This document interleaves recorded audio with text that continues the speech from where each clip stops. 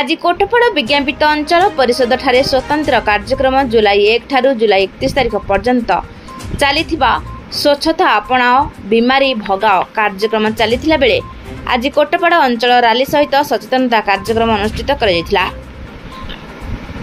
आज रैली रे कोटपाड़ विज्ञापित अंचल परिषदर कार्यनिर्वाही अधिकारी कमलेश महंत, अध्यक्ष एम शंकर राव, उपाध्यक्षा एम संतोषी, समस्त वार्ड मेंबर, समस्त स्वच्छ साथी सहित परिषदर समस्त कर्मचारी माने उपस्थित रही कोटपाड़ अंचलवासी को पॉलिथिन वर्जन, परिवेश को स्वच्छ और सुंदर रखापी सचेतन करथिले।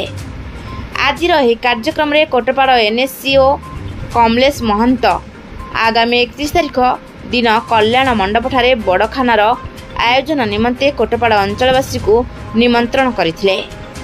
एकाउंटेंट प्रशांत कचिम, परिमल विभाग अधिकारी बी स्वराज कुमार, गोपी माझी, राजेश चेट्टी सहित समस्त कर्मचारी, स्वच्छ साथी, स्वयं सहायक गोष्ठी सदस्य माने उपस्थित रही पूर्ण सहयोग करथिले। स्वच्छता आपणाओ बीमारी भगाओ कार्यक्रम विभिन्न प्रोग्राम माध्यम रे जेमिति कि वर्ज्य वस्तु आर्ट एवं पथप्रांत नाटक इत्यादि आमे अनुष्ठित करिचु। लोकंकु समस्त को सचेतन करैबा आमर मूल लक्ष्य।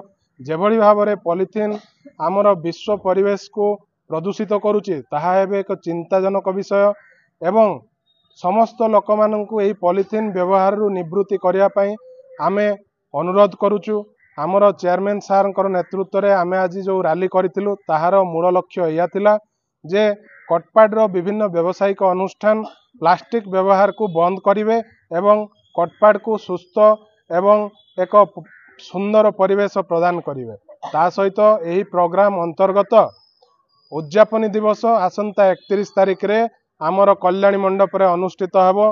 कोटपाड़ समस्त को मु अनुरोध करुछि सेथिरे जो पुरस्कार वितरण उत्सव हेबो।